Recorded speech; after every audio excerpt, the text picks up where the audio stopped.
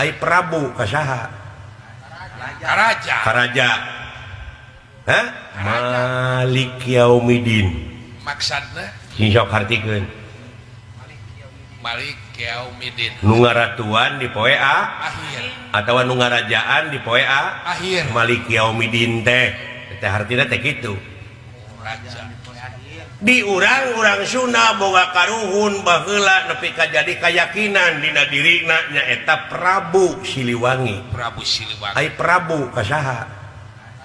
karaja hah karaja Prabu da Siliwangi mah eta mah pagawean silih seungitan silih pajukeun teuing saha ngaranna mah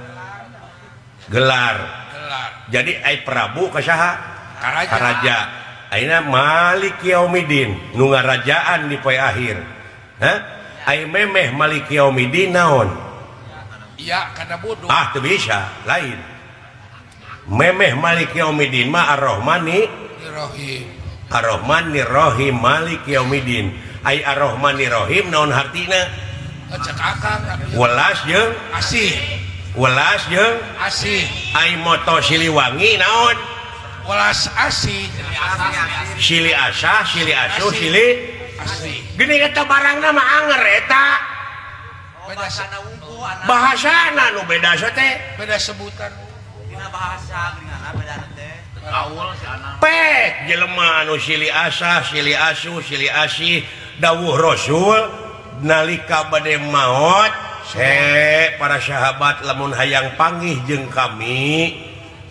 di mana aya jelema anu geus nyaahan ka fakir miskin tah kami aya di dinya maksudna kumaha ceuk Prabu Siliwangi lamun hayang panggih jeung aing ya di mana jelema geus Sili asa Sili asuh Sili asih tang aing aya di dinya hari ieu gerebeg teh kasurupan ku Prabu Siliwangi hayang nog jurig teh mah hayang dewegannya kan bener kopi pahit tah surupkeun eta welas jeung asih teh ta eta kasurupan ku Prabu Siliwangi nyaahan deudeuhan ta eta kasurupan ku Prabu Siliwangi si ngancik dina diri sarua jeung Fatihah tadi lamun nyokot barangna oh bener Brai panon poe ti belah wetan ceuk urang Sunda teh mah ceuk urang Arabna teuing ceuk urang Sunda hafal ieu batu dialungkeun kana cai kecemplung ceuk urang Sunda kecemplung sote ai ceuk urang Inggris atawa banhuli teuing buat teuing ceuk urang Inggris mah barangna mah eta kene euy kunaon make pasea sabab ieu dunya sakilobana anu pinuh ku bangsa anu pinuh ku manusia anu beda-beda bangsa aya nu saruana oh eta naon rasa pek tanyakeun ka urang Inggris aya rasa uyah kumaha asin pasti asin pasti aya urang Irian ieu mah urang Afrika we panggoreng patutna nya asin meureun asin sarua asin aya gula amis tuh nu matak alo ngayakeun manusia di alam dunia aya nu rekep deng-deng papak sarua sajajar pajajaran disebutna oh eta rasa teh sarua bener sarua eta mah tunggal cokot mah sarua na we atuh ulah perbedaan ya kan bener ulah dina soal perbedaanana persamaanana ieu mah pasea grepek antara nu pegek jeung nu mancung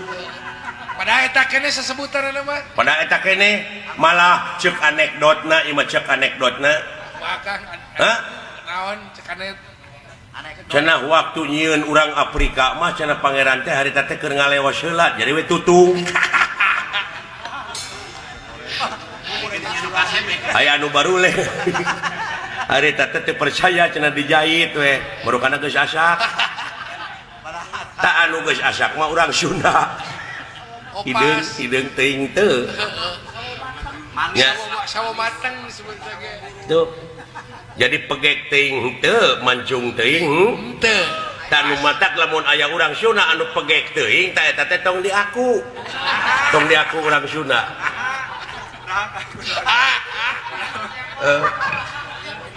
aduh ampun pagi ulah di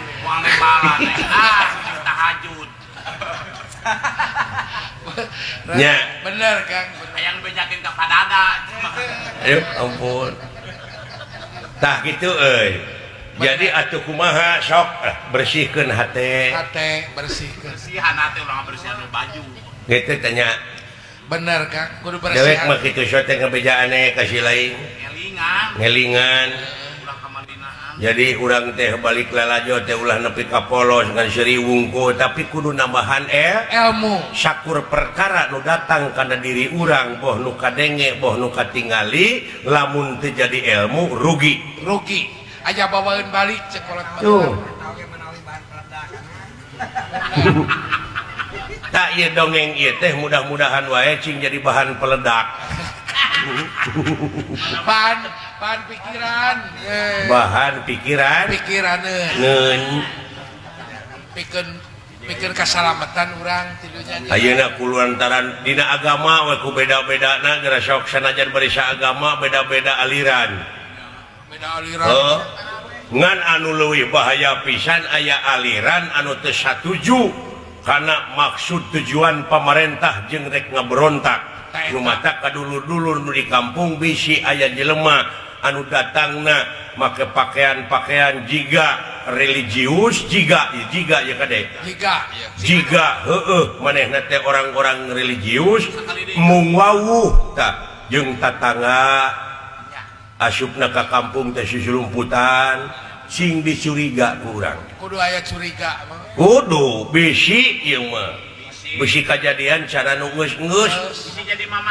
bisi jadi mamala ka urang-urang kene jadi tamu teh wajib lapor teh di dinya 1 kali 24 jam naon 24 jam teh wajib lapor kudu diketahui baik dicarekan pege kudu mancung mah bener Kang waspada sabenerna mah lamun boga salaki kasih eta musibah nah awak disebut musibah musibah lah jelema mah urang atuh tapi nu matak lamun aya awewe anu nuturkeun ka jelema nu model kitu wah eta mah kapereumpeunnan sarua jeung boga salaki kajarikeun nya kan meureun eta mah ngawayahnakeun manehkeun cenah meureun hitung-hitung boga salaki ka nyiru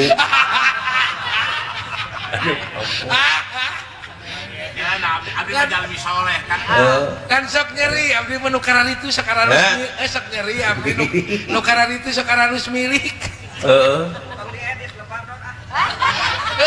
Tak gitu euy. Saya nya anu penting mah urang saling doakeun nya. Amin. Amin. Si Ari mah kana hianat eureun nya. Kitu teh euy. Saya kan ulah sakali-kali deui teh ngaheureyan deweknya. Mangga moal Kang ayeuna mah. Isin ku Bapak Wahyu Effendi itu. Isin ku hiji kolot anu daek tutulung kanu butuh talang kanu susah teh eta anu tanpa pamrih. Isin ku Pak RT. Isin ku Pak RT kan. Isin atuh ku Pak RT. Nya. Ku Eyang Atin. Pasir nasib ibu nenahnya. Naon? Pek siapa? Khawatir nasib ibu nenah. Oh, khawatir ku pamajikan dewe ku ngapoe nganu kur ngejo maraban semah anu pegek. Alah, ka seniman seniwati nu aya di dieu sok cenah tingkatkeun kreativitas urang teh. Kreativitas